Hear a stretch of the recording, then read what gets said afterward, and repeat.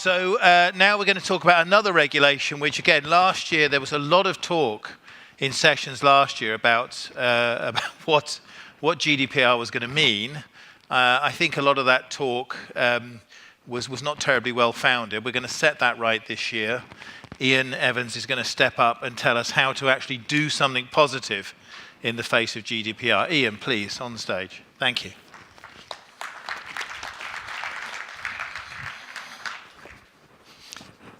Thank you. Good afternoon, everybody. So rather than talking about just the financial ecosystem, I'm going to talk about the GDPR regulation and how we really need to start thinking about just deeper than our own records of processing activity, which is a common thing that most people think about. Where are we in terms of the PII or the personal information that we hold in our organizations, and how do we make sure we keep that under lock and key? There are many things that we should think about, but before I start that, most organizations have an InfoSec policy. They look at the security breaches in their organizations, and most organizations don't look about privacy policies and what a breach of privacy means in their organization. So I'm going to start off with a picture. And I don't know if people have seen this, but it's a heat map. And this is a fairly well-documented heat map, but it just goes to show a level of how we should be thinking in terms of our privacy and the data that we hold. So this is a heat map. It's essentially a social media heat map of people using the Strava application. So I don't know if anybody uses Strava in here. So it's great because you can share your results. You can talk about all your exercise plans, share them with your colleagues. You can try to outrun them, outcycle them, whatever you do. What actually happens, though, if you don't think about the way that our data is being held and used, really gives us a privacy breach. So one of the students of Australia started to look into these heat maps to figure out what was going on beneath the heat map and all the IoT devices. Started off with a very simple IoT-style program and started to drill into this data.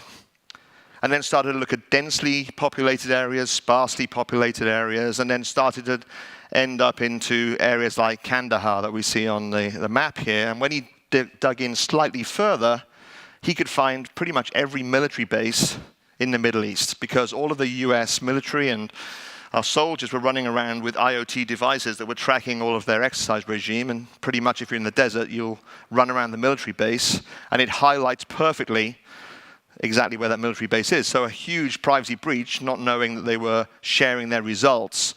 Not a security breach, they willfully did this, but it shows clearly you can see a base, you can see an airport, you can see a runway, and compromises the whole of their ecosystem. So thinking about the payments ecosystem, I've got a few other examples here of potential breaches. Again, we have to start thinking about the risk that we are willing to undertake as an organization, but not only our organization, all the reliance that we have on the third party, the fourth party, and the fifth parties, all the way to the end. Our obligation under GDPR is to look at the end of our sub-processing chain, so the very end, and figure out how do we know the obligations are met all the way down the chain. That's our responsibility as a controller within GDPR. So it's looking at where's the weakness. Now, interestingly, when we look at risks under GDPR, there are huge amounts of them. We had MyFitnessPal breach 150 million fitness records, and people will say, well, so what? But if you're running high blood pressure or an increased heart rate and your insurance company gets hold of the data, we end up with high risk and harm data. So this starts looking at where does a little IoT device become something that's high risk and harm. We saw, at the end of last year, we saw Saks Fifth Avenue with a cloud-hosted point-of-sale system breaching 5 million full credit card details in the space of 2 weeks. Again, the full payment ecosystem broken, and just a small piece of code inserted into their payment gateway that just took a copy of all the payment card data. And again, 5 million credit cards. We saw the same thing with our beloved British Airways in the UK, and thousands and thousands of compromised data. Not only did they have a security breach, they had a privacy breach, and they had a PCI breach, because they breached our credit card data, our names, our date of birth, our passport numbers, and everything was breached under that policy, including CVV numbers. And so when we look at this, this is just an ever ongoing situation we find ourselves in. Now, the GDPR became kind of torturous by May of last year because everybody was banging on about GDPR, and I'm sure everybody in this room was fatigued. I was fairly fatigued by the fact that I was probably receiving 20 invites a week to some kind of £400 half-day seminar that I could go along to and learn about it. But nobody really focused on the challenges of what GDPR meant. So what it really means is we have an obligation to protect the data that we hold. It doesn't say we should stop using this data. It just says we need to have a purpose for using this data, and we need to take the organizational security measures to protect that data.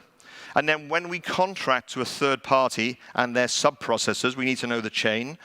And we need to tell them that this is the record of processing activity we expect to be used for that data, and you have to inherit that. And your obligation as an organization, if you're a controller, is if the processor doesn't seem to be accepting the obligation, then we find another processor, or we bring that in-house and take control of the process. And then we have control. Because really what's happening is 400% increase of reporting to the regulators. Year-on-year comparison. Now, most of these things that are being reported aren't worthy of being reported, but people don't know what to report, so they're reporting everything.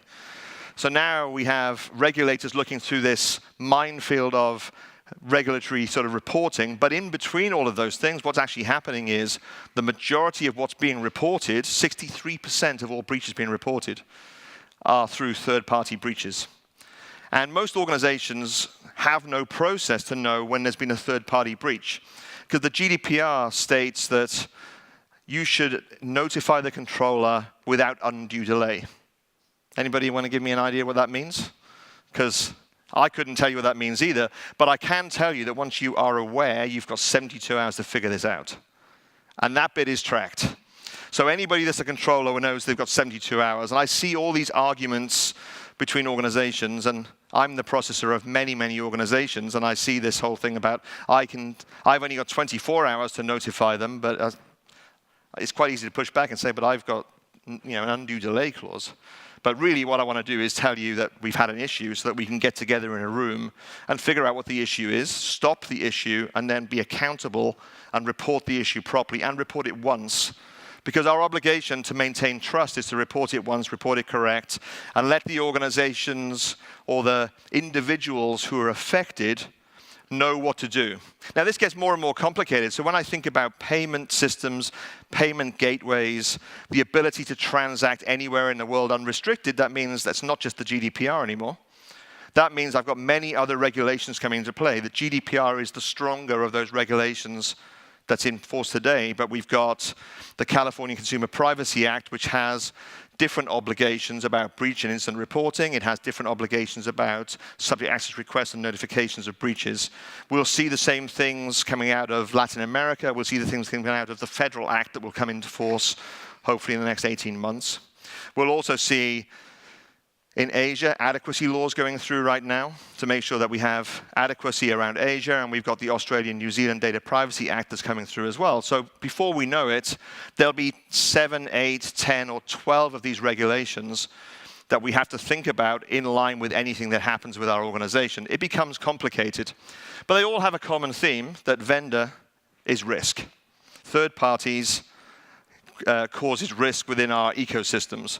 So a bit of terminology, I spoke about controller. The controller is the organization that essentially undertakes the process, the activity, is the deviser of the activity and passes that out to another organization on their behalf. They are in control of that process. That's like me asking somebody to go and recruit somebody on my behalf, or me asking somebody to go and process a payment on my behalf. I'm the controller. The processor is the recipient of that work, essentially the recipient of the record of processing activity. The controller's obligation in this is to ensure that whoever they pass that control to for that process, they still have the obligation. They undertake all of the risk and all the responsibility. That's very different in today's world than it was under the old EU directive, where we essentially didn't have that passing of control. For the context of GDPR, we have a number of things in there, and I kind of trimmed this down, but if anybody wants to grab a copy of the GDPR, it's on our stand, it's free, go and grab one. We won't ask for too much information from you because we're not going to start marketing to you unless you consent to it and all that sort of good stuff. But But you can see in there the way that in Article 4, we talk about the controller and the processor. We talk about the responsibilities of the controller. And it's the undertaking of organizational and technical measures to ensure that every process that we undertake is done securely to protect the data subject. That's how we have to react. It talks about the obligations of the processor and ensuring that we've made sure that our processors are worthy of taking that work. That's not just the financial due diligence that we have to do. It's not just an InfoSec ISO 27001 security survey.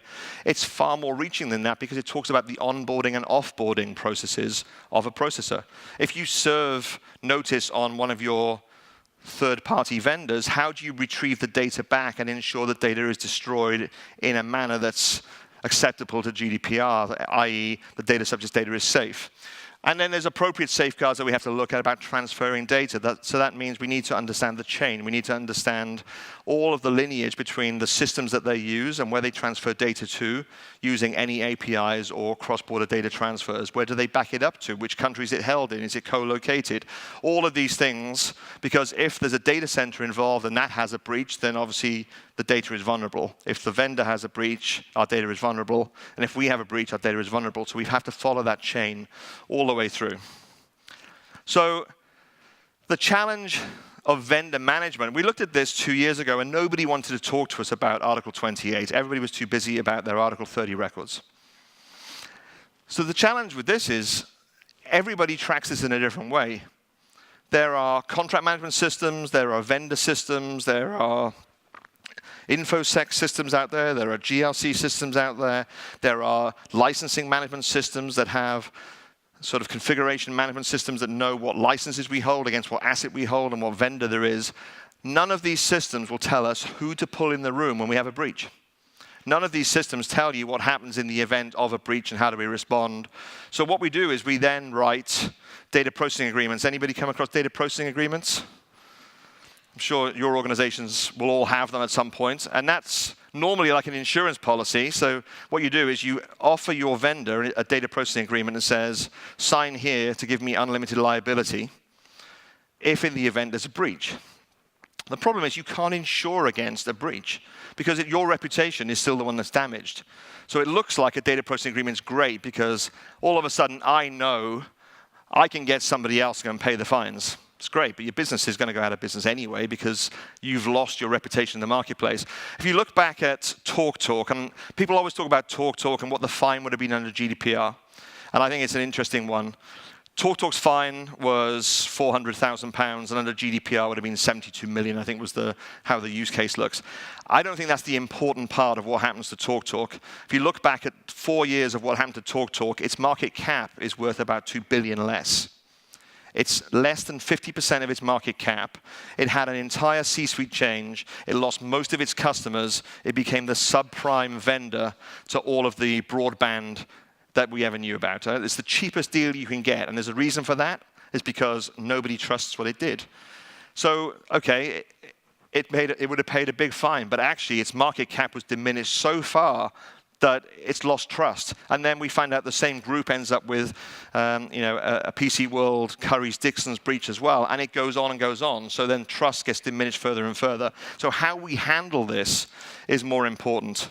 So you have to look at defending your vendor risk processes. So if in the event, and I'll pop these all up, if in the event you end up with something that's a breach, the best position you can be in is to say, well, I continuously surveyed my vendor risk.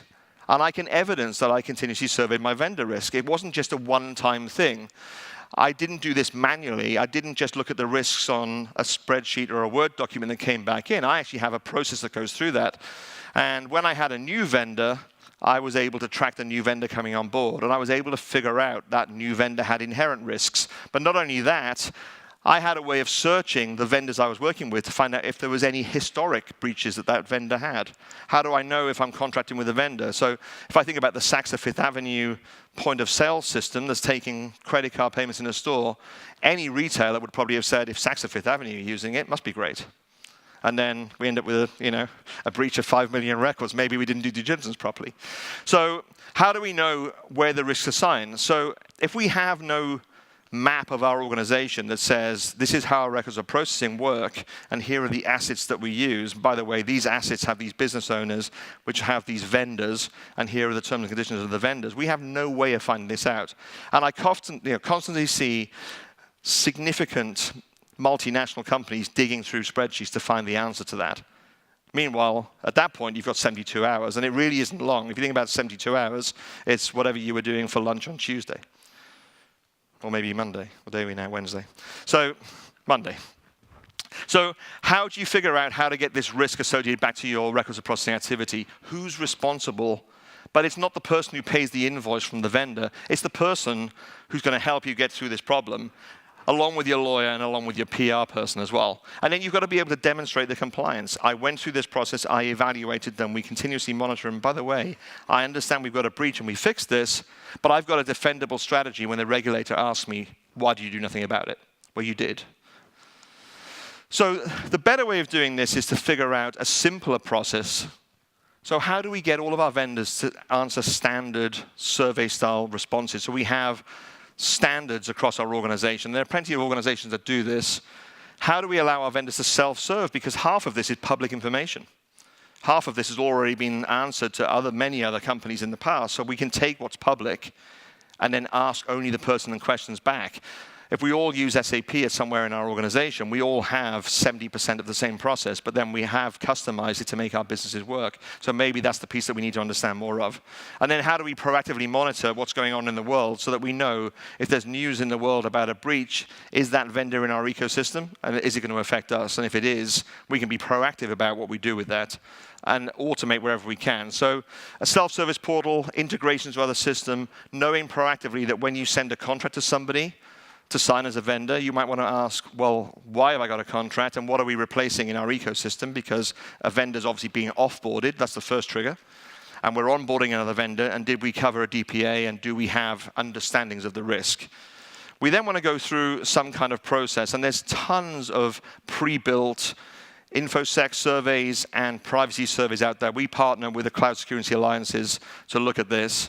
And we have some free tools that help on this as well. But looking through automatic flags of risk and then concatenating risk into is this vendor good to do business with, or is it too high a risk? What's our risk appetite? And the question really has to be, what is our risk appetite? And I'm guessing in a payment system, normally fairly low because highly regulated industries aren't. And then we need to think about how do we feed this data into our map of Article 30? What are we doing with it? In the event that a data subject access request comes through the door, maybe one of these vendors has to take an action for us because the right of redaction might be a third-party organization redacting data for us or answering. So we can start to look at how do we look where the data is, how do we investigate the data, how do we know how our vendors are performing, and then start producing reports, monitoring vendors, proactive annual reports, annual investigations, annual audits to make sure that nothing's changed in that ecosystem. Essentially, allowing us to have onboarding and offboarding processes, making sure that we've been responsible about the data that we're holding and the reasons why we're holding it, and taking proactive steps all along the way. All becomes key to that process. It becomes easy once there's a process, but right now it's very ad hoc for most organizations. So we have these tools, and certainly go and have a look at these if anybody wants to. You can download these surveys, take a look at them, and see the sort of questions that other sort of certified independents are using. And at some point, there will be a standard that goes along with this as well. There's standards in most things that have IT involvement. There are no standards around GDPR right now. So just to finalize a little bit about how our product works. We're a privacy management tool. We cover everything from Article 30 and out. We'll cover the records processing activities, PIAs and DPIAs, which I'm sure many of you in the room have had to answer at some point. Understanding why we're using them, where do we rely on consent, where do we not have to rely on consent? What about our incident breach response plan? Because ultimately, when we have a breach, we need to know where's the data, which vendor, which asset, who the business owner is, and how do we pull that team together, or facilitating any questions from any data subject that come in and ask us a question. And then you have to look at the jurisdictional overlaps of that and say, well, am I able to redact data? Because there are many other laws that overrule the way that GDPR works to figure out, is that the right action or not? So with that, I'm going to say thank you. I think we might have overrun a little bit. You said I could pad it out. Yeah, absolutely. Thank you very much, Ian. That's very practical.